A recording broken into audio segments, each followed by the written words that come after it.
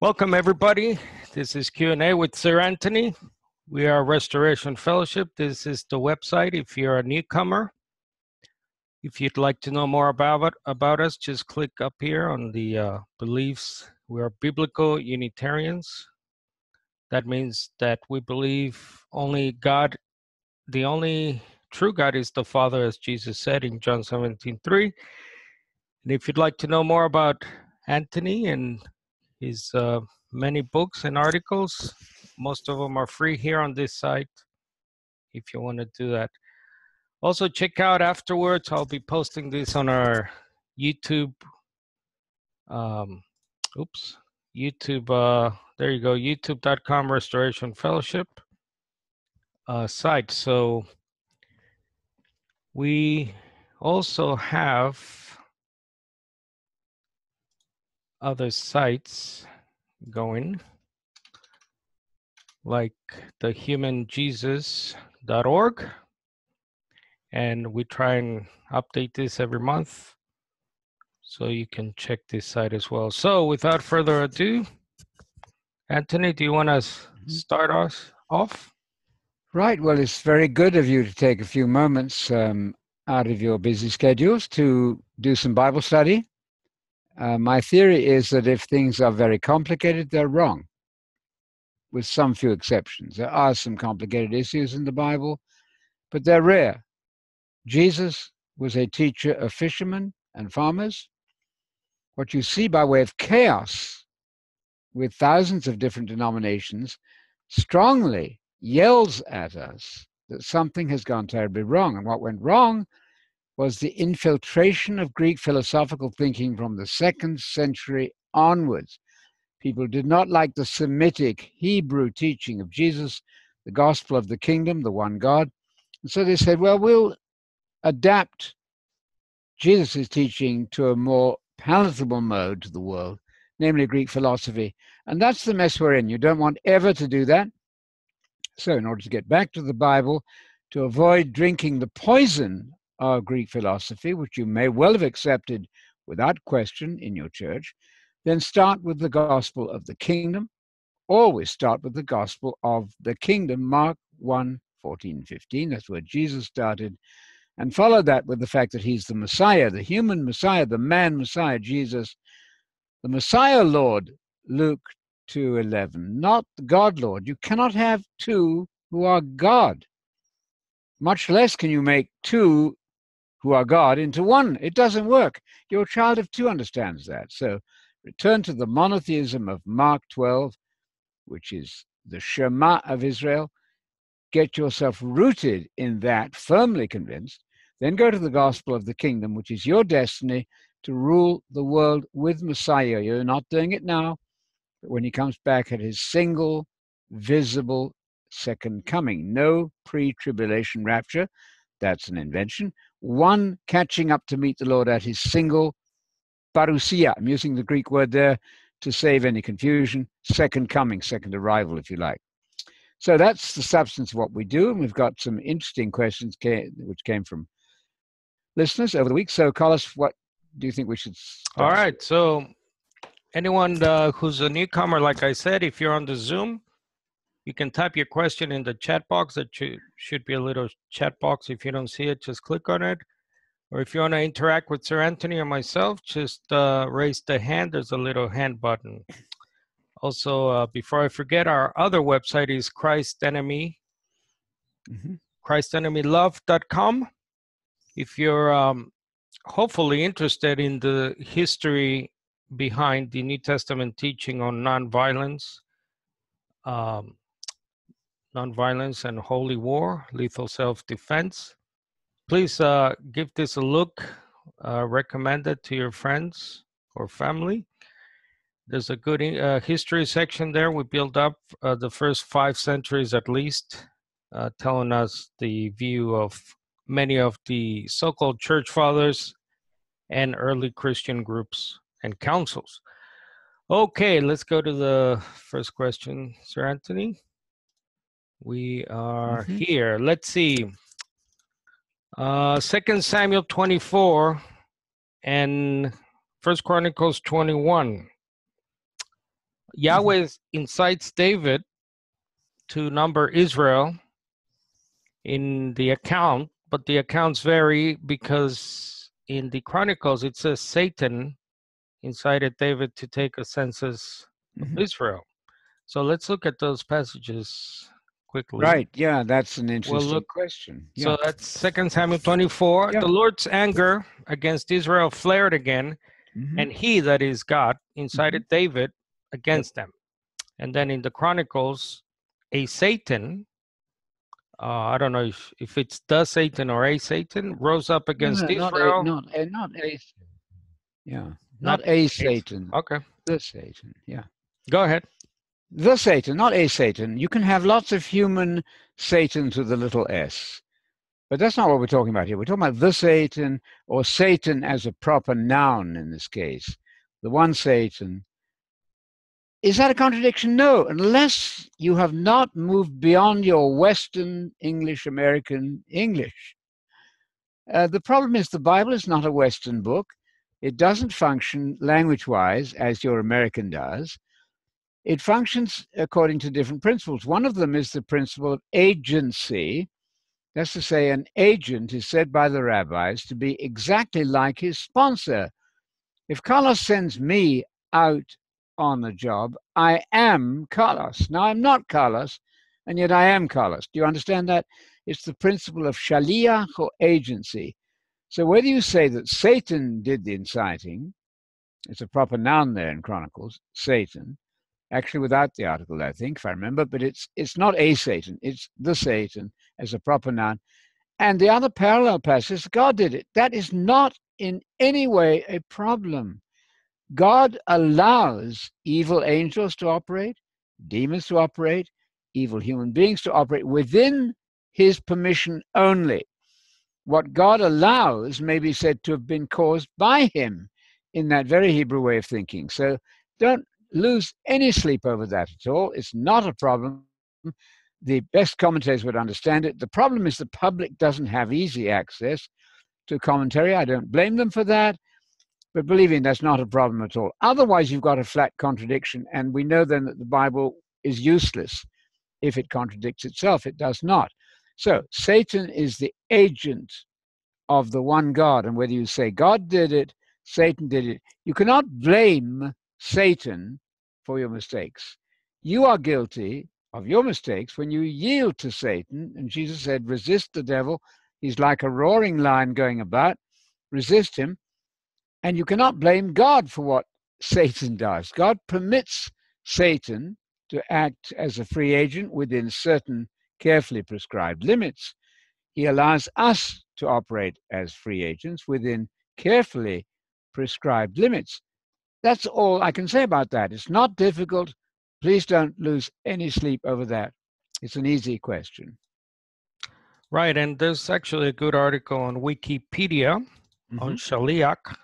Good. And there it is, what Anthony was talking about. It's a Jewish legal emissary or agent. Yes. It says performs an act of legal significance for the benefit of the sender, as opposed to him or herself, comparable to the apostolos. So it becomes apostle in the New Testament Greek, which is interesting. Of course. Jesus is said to be an apostle too. See, Jesus is an apostle in Hebrews. He's an emissary of God, an agent, a shaliach of God. Satan can be used as God's agent, as we saw in that passage. Free will is within limits. I'm not free to be president of USA. I'm not even a citizen here. I'm a green card person. I'm free to do various things. The Satan, the devil, or diabolos in the Greek, fell into condemnation. That's in 1 Timothy 3, I think. Brilliant text. God does not punish someone that he himself has caused to be evil. That would be a fearful God. No, Satan was allowed the freedom to go wrong, and he did. God punishes him, will punish him further, and God punishes man when man chooses wrongly.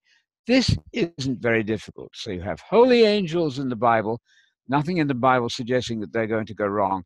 You also have fallen angels, beginning in Genesis 6 particularly, where a ghastly mixing muddling of angels and some human females caused the most ghastly violence on earth, including giants, that gave rise to the demons that are very active through doctrines of demons. That's to say, doctrines taught by demons. That's the chaos that we're in until we get our eyes open to the truth. And that enables us to see through all of that mess and that muddle. And that's a huge advantage. Right. I was going to suggest, so it's quite interesting that the Satan is used in the Old Testament many times, Not various times. many times. Job a few times, and in Zechariah. Mm-hmm. Not so often. The one in First Chronicles there is without the article, but it implies a proper noun there. Satan as a proper noun. Right. I was going to suggest this passage here, which I was looking at this week, Anthony, in 1 Kings 22. Mm-hmm. So the king of Israel says, "Did I not tell you he does not prophesy good about me, but only evil?" And this Yes. Micaiah Yes. said, "Therefore hear the word of God. I saw the Lord seated on his throne." That's interesting. That's Isaiah 6. With the whole Yes. host of heaven standing to his right and to his left. The Lord, that is Yahweh, asked, "Who will deceive Ahab so that he will go up and fall on Ramoth Gilead?" And one said this, another that, until this spirit came forth, stood before the Lord Yahweh, saying, "I will deceive him." Yes. The Lord asked, "How?" He answered, "I will go forth and become a lying spirit in the mouths of all his prophets." Mm-hmm. So here, is this a comparable example where Yes. um, Yes. spirits, angels are Yes. going down as agents of Of Yahweh? God. God's permitting them. Absolutely. There's a nice point in the Hebrew that doesn't show up in the English always. It says a lying spirit from with Yahweh, not directly from him, but as if to soften it, it's from with Yahweh in the Hebrew. God allows that. Now, it doesn't mean that God has made those angels be evil. It doesn't mean that the people being deceived, the human beings, that God made them evil. God is simply working on their rebellion against him, working with the angelic rebellion against God and using that evil for his good purposes.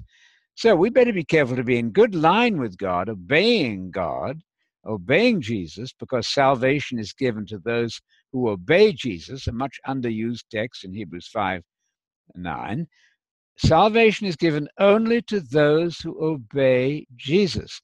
Now, if we're working hard at doing that, then we're not going to be falling for the fallen angels or the lying spirits and the doctrines of demons. That's why we do Bible study, to warn us and to preserve us from that evil doctrine that comes from evil angels. All right, let's keep moving along. The next question is Revelation 14:4 says the 144,000 are not defiled with women, for they are virgins, first fruits to God and to the Lamb. Yes. So are the 144 men only? And what's the meaning behind first fruits? Are they like apostles or something? No, first fruits is all of the Christian faithful in the New Testament times. The first fruits of a much larger harvest when more people get saved later. And of course, this is not speaking literally. There's absolutely nothing wrong with being married. In fact, if you're an elder, it's normal that you would be married, the husband of one wife. So Paul never, ever condemned physical marriage. He himself was not married, but that was his choice. So here we're talking about a spiritual defilement with spiritual wickedness, obviously. Much in the book of Revelation has this symbolic language. We know that a beast is not literally a beast, it's an evil power. We know that there's lots of symbolic language. However, you can get carried away with that too. Earthquakes in the Bible mean earthquakes. They don't mean political revolutions. There is symbolism, but it is generally explained in the context, and that would be a good example then of a spiritual defilement. They are not then taken in to the error of the religious system which dominates the world, because Satan is the God of this present system. He has the entire world in his grip, 1 John 5:18. So that's an easy one. So, sorry, so it's metaphorical that they're not defiled with women, you said? Yeah, it's not talking literally there. It's Otherwise, not males only? Not males? no, it would have to be anybody who's defiled spiritually, obviously. The 144,000 are certainly not just men. There are 144,000 people drawn from the tribes of Israel and also from the rest of the nations of the world. And they are said in Revelation 7:14 to be those who came out of the future great tribulation.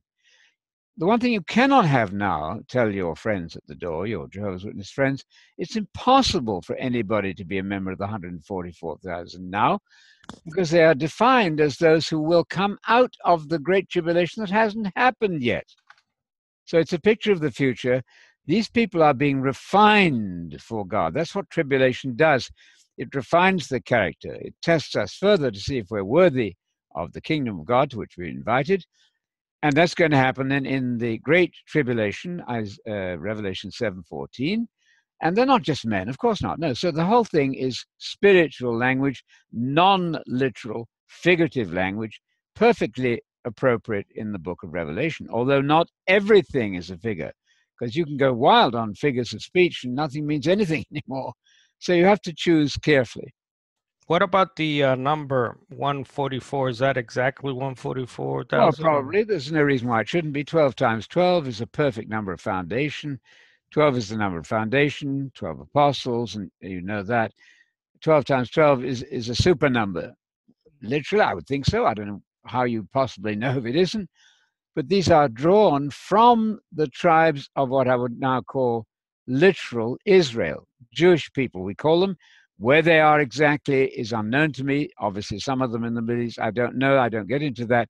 Wherever they are chosen and refined through the Great Tribulation. And in addition, a great deal of Chinese and Brits and Americans and other nations who will have been through the testing of the Great Tribulation. Not everybody has to go through that. The Philadelphia church in Revelation 3 is going to be spared from the time of Great Tribulation. They don't need to be tried and refined anymore. They've already pleased God to the extent of being fit members of the royal family going to rule with Christ on the earth when he comes back. And they're ethnically, they're only Jews. They're The 144,000, the natural way to read that would be ethnic Jews because they're selected from the tribes. I mean, who in the world would Ephraim be if not Ephraim? There's no reason to go metaphorical or figurative on those words. So you pick and choose. Can you sit up a little bit for us, Anthony? Yep. We can hardly see you.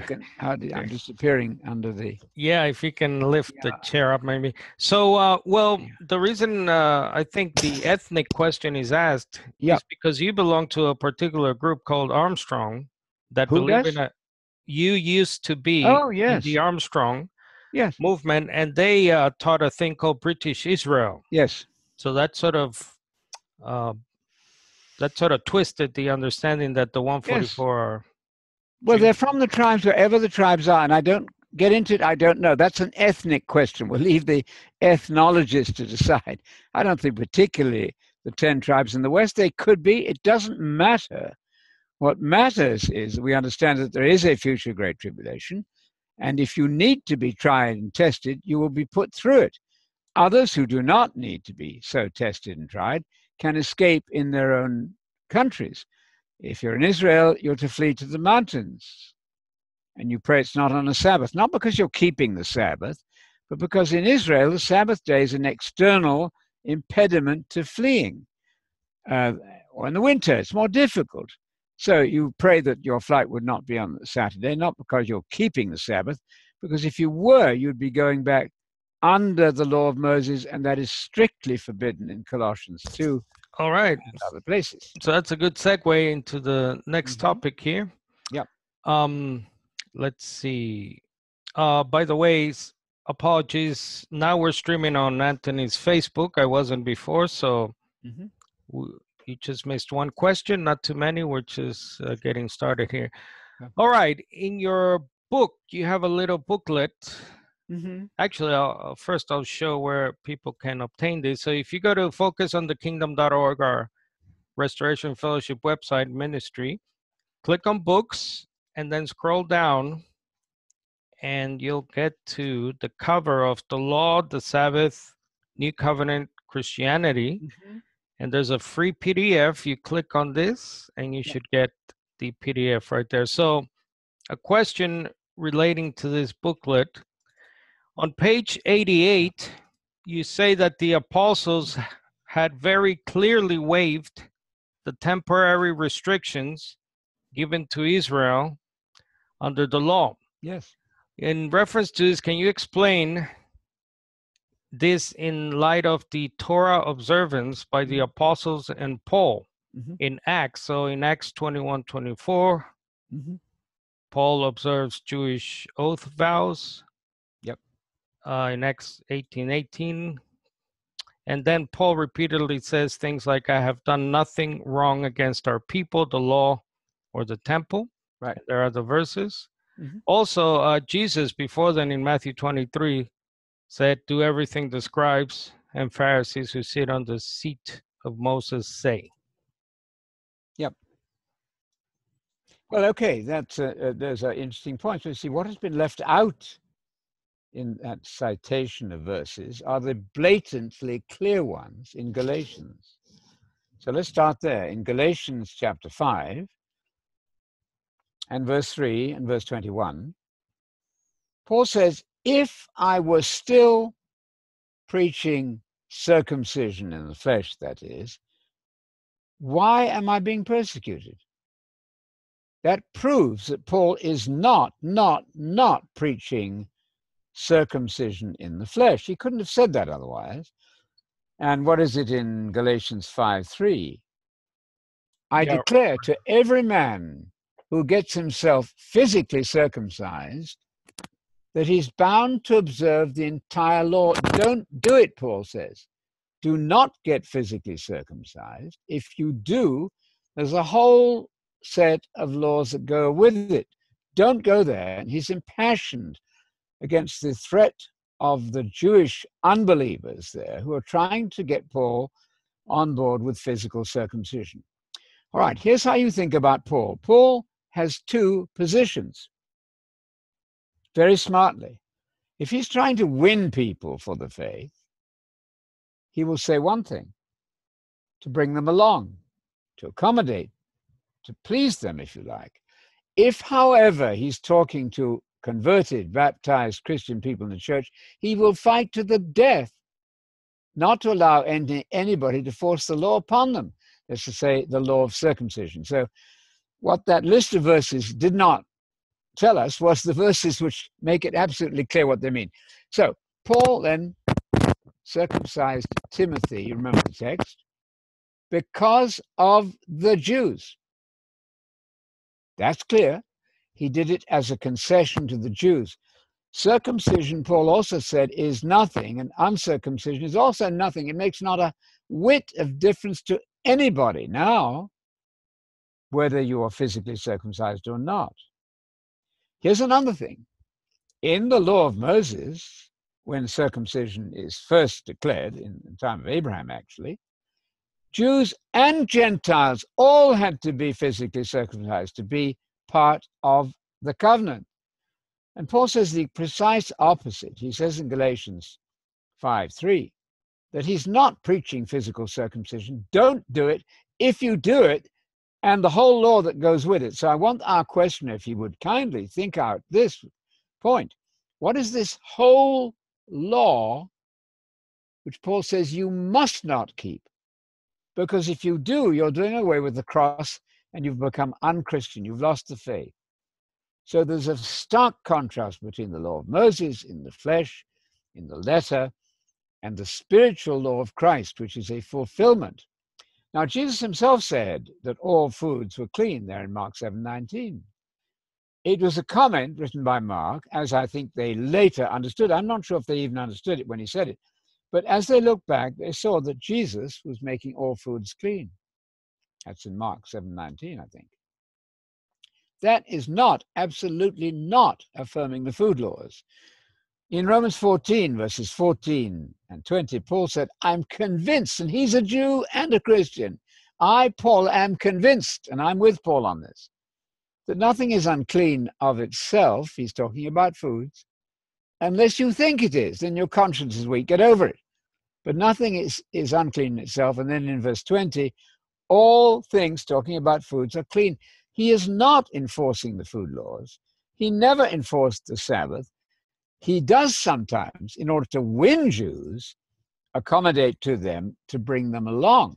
So Paul has two positions. One, in view of trying to win Jews to the faith, they're not already there. Secondly, a quite different and firmer position, once they are part of the Christian faith, then they should not be physically circumcised. That is very radical, but that's clearly, I think, what Paul said. I tell you, all of you, in 5:3 of Galatians, don't get circumcised in the flesh. If you do, but don't do it. If you do, you're going to have to keep the whole law. Stay away from that. Come with Paul into complete freedom.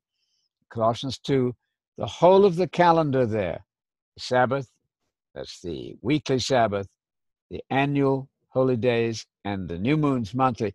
The whole thing is a single shadow, which has been replaced by Messiah, who is the risen Christ now at the right hand of the Father. This shouldn't be difficult, but some of you get off on the wrong track and you think, oh, this is in the Ten Commandments and therefore it must be binding. That's just false, because the Ten Commandments in the letter, according to 2 Corinthians 3, are gone, are over, passé, finished. Moses in the letter. I want to add one point that I've been reading about this morning.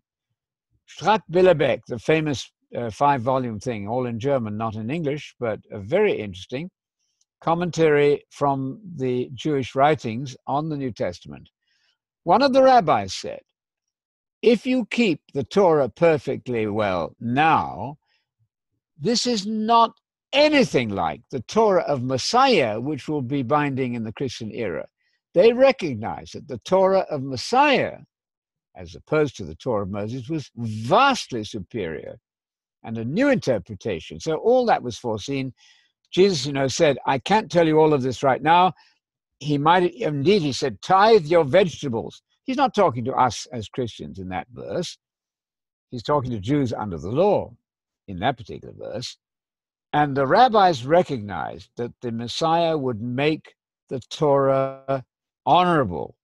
There's a text which says that in Isaiah. I don't have it at my fingertips, but the Messiah, the Son of God to come, will make the law honorable and heighten it. So here's the simple truth to keep in mind. We Christians are under the Torah of Messiah, not under the letter of the Torah of Moses. That distinction needs to be kept in mind always. Right. Yes. So in the book of Acts, the history of Luke, as I call it, he has things like this said by Paul.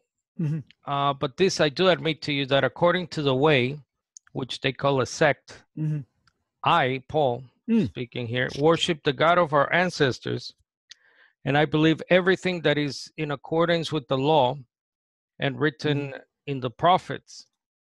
And then the last chapter, which ends actually in Rome. So the history of Luke ends in Rome. By that time, Paul has written most of his epistles, they say. Certainly. Obviously, I think definitely Galatians he's written. Oh, certainly. And it says 3 days later, he called together the leaders of the Jews, Paul that is, when they gathered. He said, my brothers, although I had done nothing against our people, our customs, I was handed over to the Romans as a prisoner from Jerusalem. Yeah. So how can we harmonize that with the clear epistles as you cited in Galatians and Romans? Well, because he's very clever and subtle in saying that he's done nothing against the law, and the law itself looked forward to the Torah of Messiah. we've got to think progressively here. Yes, the Torah of Moses in the letter is old and finished. But even in the Old Testament, the Messiah is going to make the law honorable. Jesus kept saying, I'm fulfilling the law.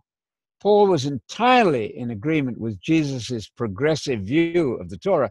It's not the Torah in the letter. So if 1 Corinthians 9 solves all problems, he says, I, Paul, am not under the law,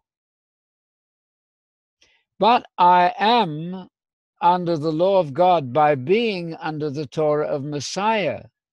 Even the Old Testament foresaw that. So Paul is clearly without conscience in terms of having broken any letter of the law of Moses.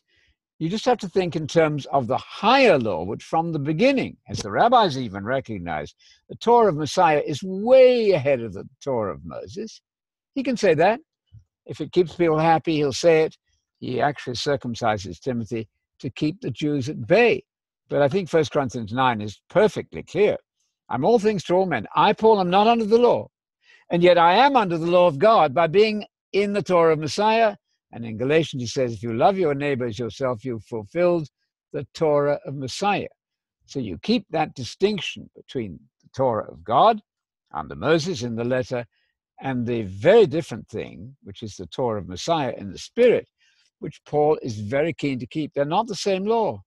But what must happen in these discussions, Galatians is quite clear. Paul is not teaching circumcision. It is hopeless to try to cut the Gordian knot there by saying, well, he couldn't be writing to Jews. He obviously is. That's not going to work. So I think this is unnecessary confusion. Paul has two standards. One, to win people, accommodating them. And secondly, the absolute Christian standard, which he doesn't budge on. Don't get physically circumcised. If you do, you must keep the whole law. Rejoice, Jews and Gentiles alike. Be free. I think that's probably the best solution. Yeah, that's the so-called traditional view of 1 Corinthians 9. Just a question, Anthony. So he says here, to the Jews, I became like a Jew to win them over to Christ, obviously. Yes. So this is for unconverted, unbelieving Jews. To win them. Right. How does this apply, though, to Jews that are Christian, like in Acts 21:24? You not only have a believing Jew, but you have James, the Lord's brother, who asks Paul to take a vow of some kind. There's some debate about whether it's a Nazarite vow. Yeah. And then he says, in this way, everyone will know there's nothing to the reports that have been given about you, but you yourself live in observance of the law. So how would the 1 Corinthians 9 argument work? Because this is to win over non-Christian Jews with this passage here, and even Acts 15, where they have this situation in the Jerusalem church. So how can we apply this, which is clearly to non-believers, for believers? You know what I mean? Well, yes, Acts 15, I think, is not the final answer. There's a progress here. I don't think James got this right either. What they did in Acts 15 is not what Paul finally does. James was slower to see it. Peter had to be nudged to get it right. Paul is the leader here. And in Galatians, I think he's unmistakable. Don't get circumcised. Don't do it. If you do, you're going to have to keep all those food laws and Sabbaths and the rest of it. So Paul, whatever is exactly in his mind, he worked it out. I think he can cover himself. If you realize there are two standards of Paul to be thought of in a linear fashion. One is to win people, and a different standard once he's won them, and especially when somebody comes to try to attack him and they reintroduce the law, then he takes a totally different position. That's the best I can do with that. Some of the commentators, by the way, I think are very wrong. Even F.F. Bruce doesn't seem to get it right. Well, what just for the benefit of our viewers, what does most of scholarship have to say about this let's call it tension between the portrayal of Paul in Acts Yeah. and his own portrayal in his letters. No, they love it. They love it. And they all say different things. F.F. Bruce said there's no evidence that Paul was against circumcision in his letters. That's just false. Galatians is quite clear. The only way around that would be to say, well, Paul's not writing to Gentiles or only to Gentiles.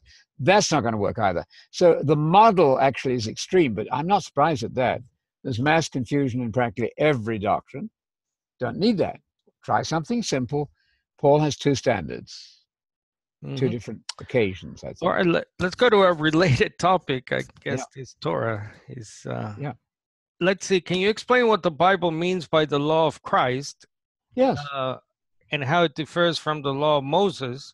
Yes. Now let's look at the phrase. Actually, it's in Galatians again.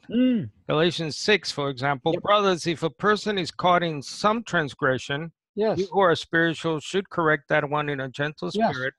Look into yourself so that you also may not be tempted. Bear one another's burdens, and so you will fulfill the law of Christ. Right. So how is the law of Christ different? I guess it's the question to the law of Moses. Well, totally, because Paul is busy saying, don't get circumcised. That's the law of Moses.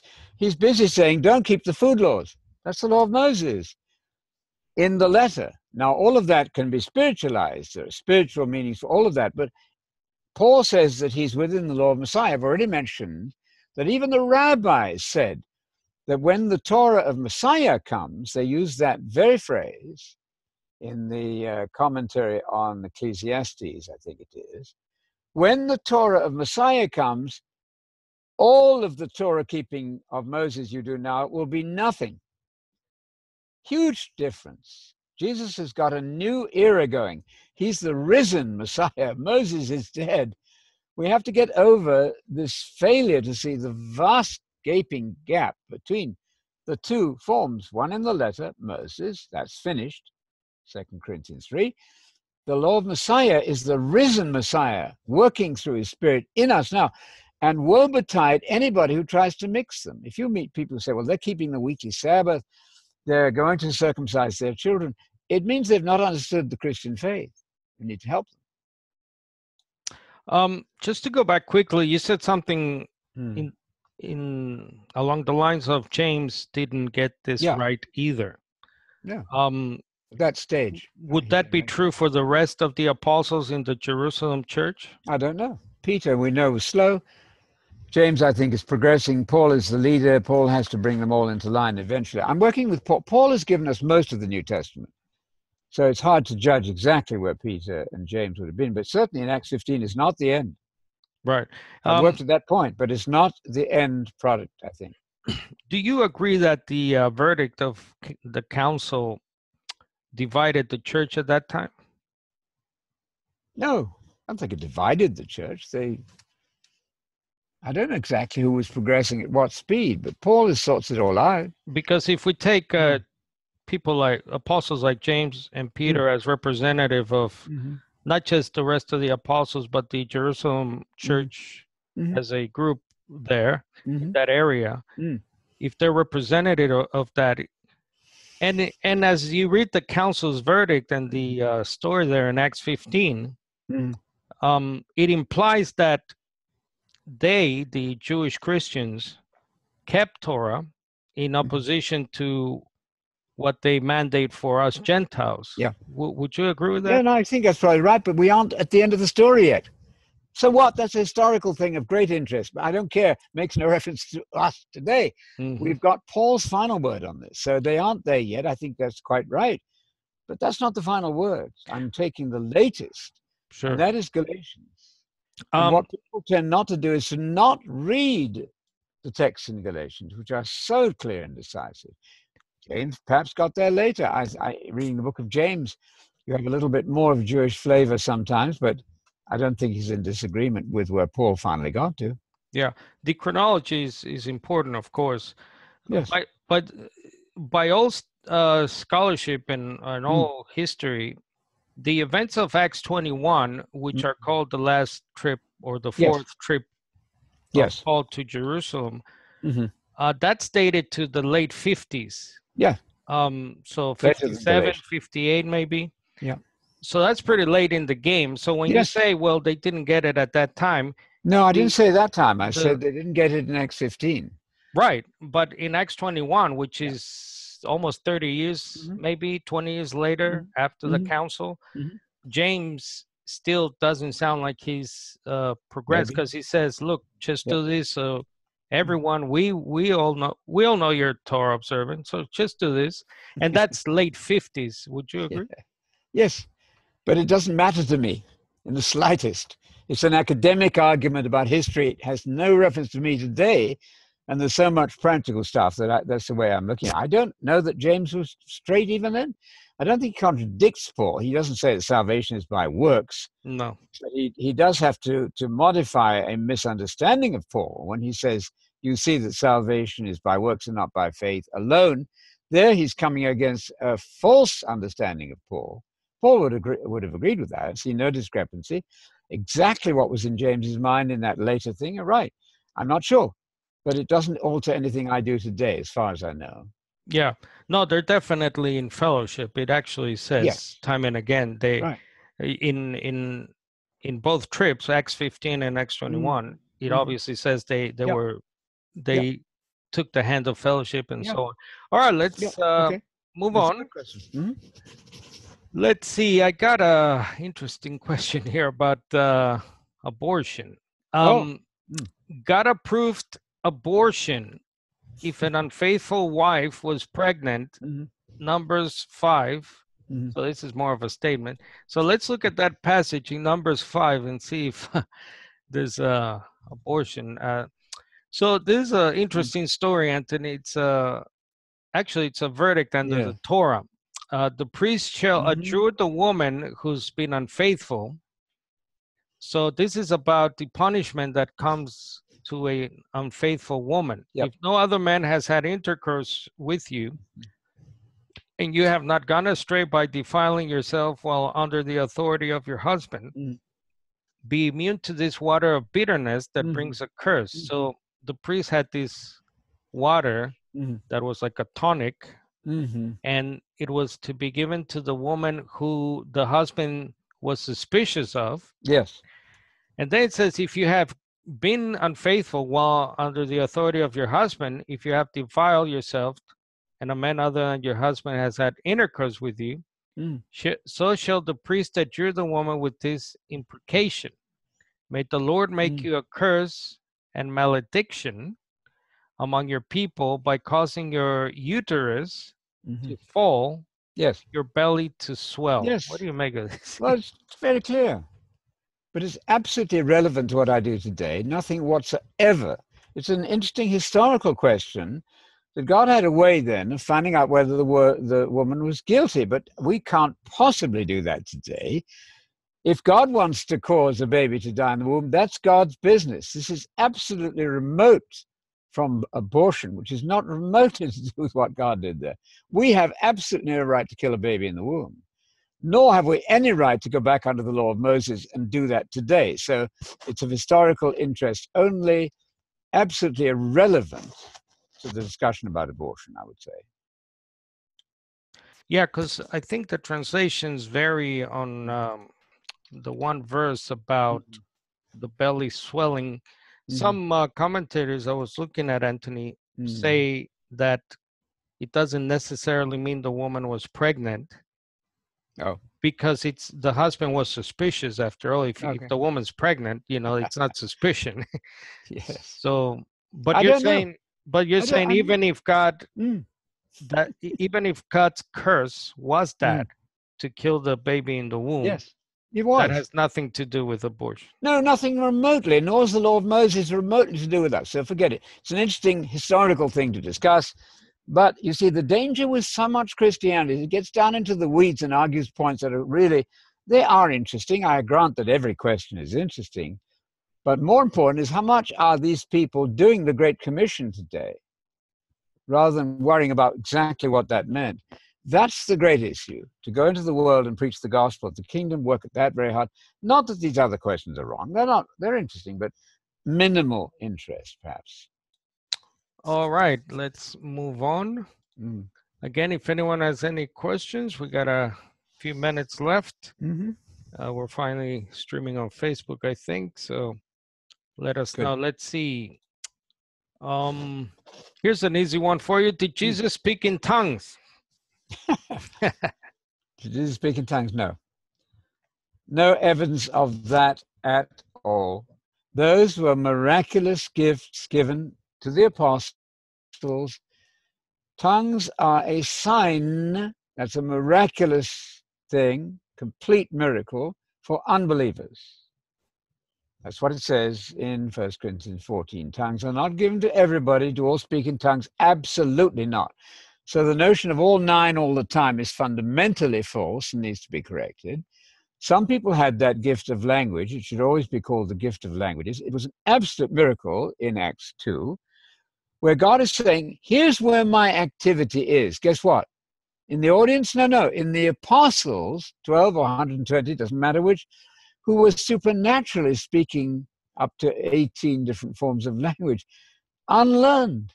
Now, when Peter gave his sermon, he didn't continue to speak in those foreign languages. No need for that. So it's a myth to say that this was for purposes of communication. It was not. Because Peter later preached in Greek, probably, or Aramaic Greek, probably. Everybody knew Greek. It was a sheer miracle. But today, the attempt to reproduce that sheer miracle is really quite sad because it's done in the closet, never comes out of the closet, contrary to 1 Corinthians 14:13, which says that the one who has that gift, not everybody, is to come public with it and translate it or have it translated. It hides. So nobody in the tongue-speaking, the language-speaking world really knows what or if they've spoken a real language. I'd go easy. You may say to God, what am I doing here? What is this that I call the gift of languages? Better not to be self-deceived. At least check it out. Yeah, obvious. Someone said, well, Jesus spoke Aramaic and he probably spoke Greek. Well, he probably learned those languages, I would guess. Well, he learned them, for goodness sake. That's just silly. I hate to be so dismissive here. He, of course, learned Greek to go shopping in Sepphoris. Of course he spoke Aramaic when Mary called him into lunch in Aramaic. And certainly he knew Hebrew from the synagogue. That's just obvious. That's nothing remotely connected with the gift of languages, which is a sheer miracle. And the people heard the apostles speaking their native tongues, that's to say, the people's native tongues. It wasn't a miracle of hearing. That's not what Luke says at all. It was a miracle of speaking. Note the sly way in which the King James mangled all that by adding the word speaking in other languages. It doesn't say other languages, I think. They added that word.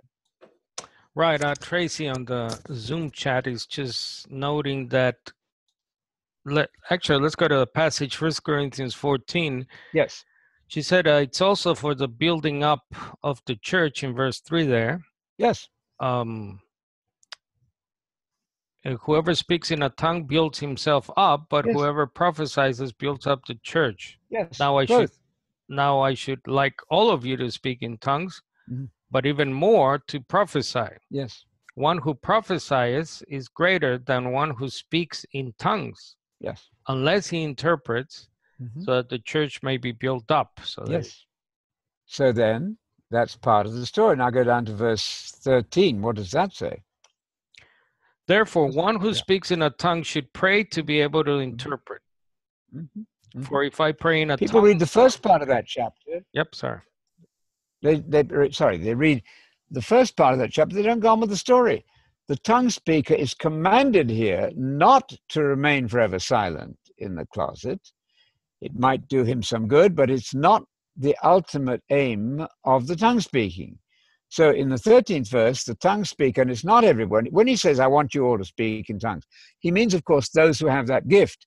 He's just finished saying, do all speak in tongues? Absolutely not. You get that clear first. Are all prophets? Completely not.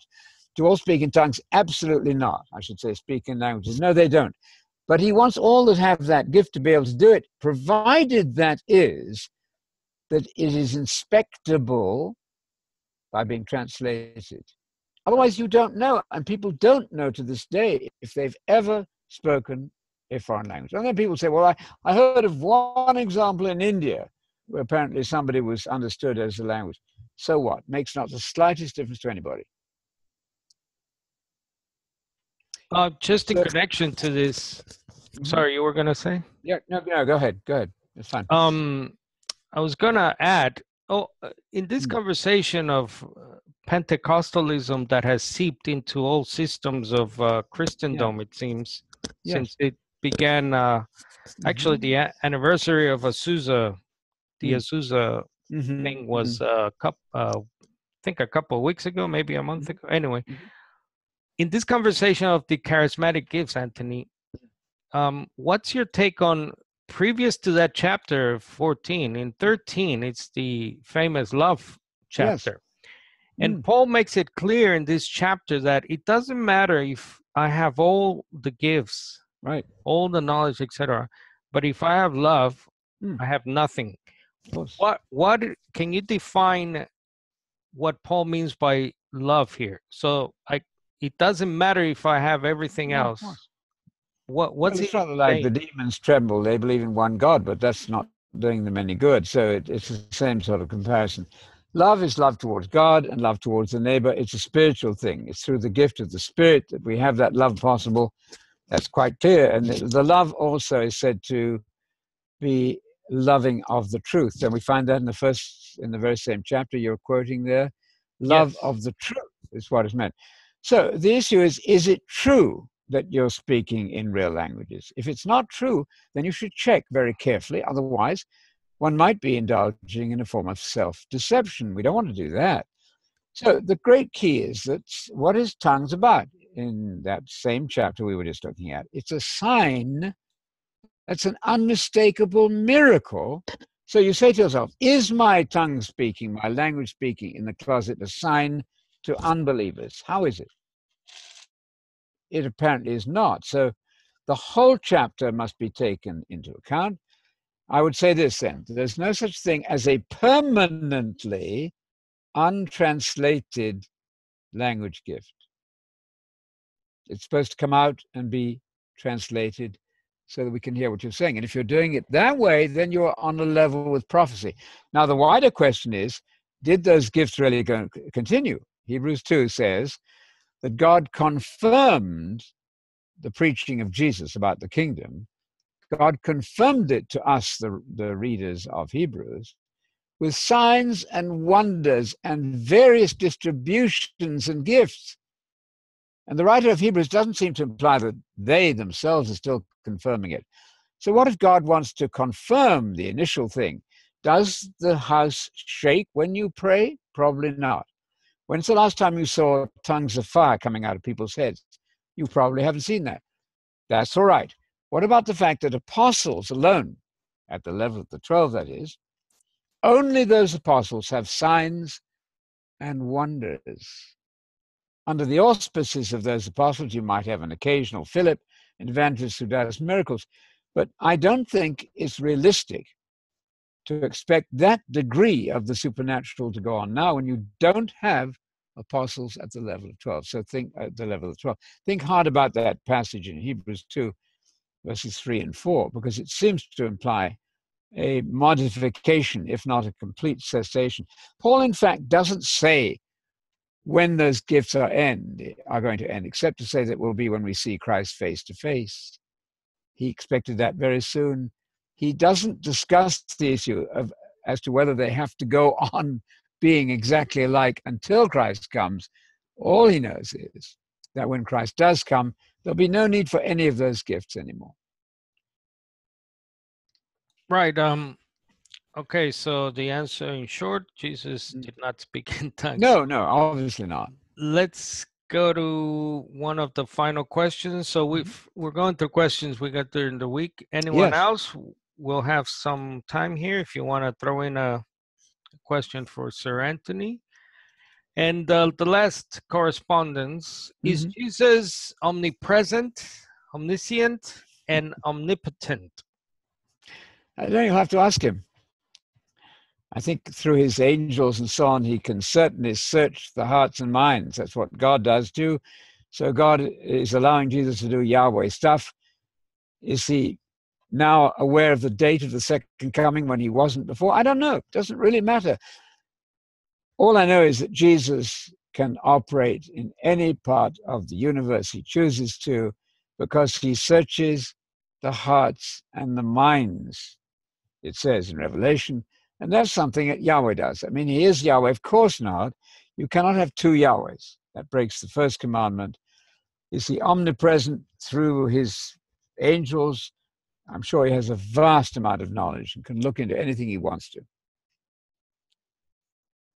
Yeah, I mean, before he ascended, he said something along the lines of all authority Yes, given to me. That's quite a bit, isn't it? So everything, I think the question comes from a place of believing that Jesus is somehow God. But the fact is that throughout the book of John, which is a favorite of the Jesus is God crowd, Yes. he is always the recipient. He is always the agent, the apostolos, the shaliach.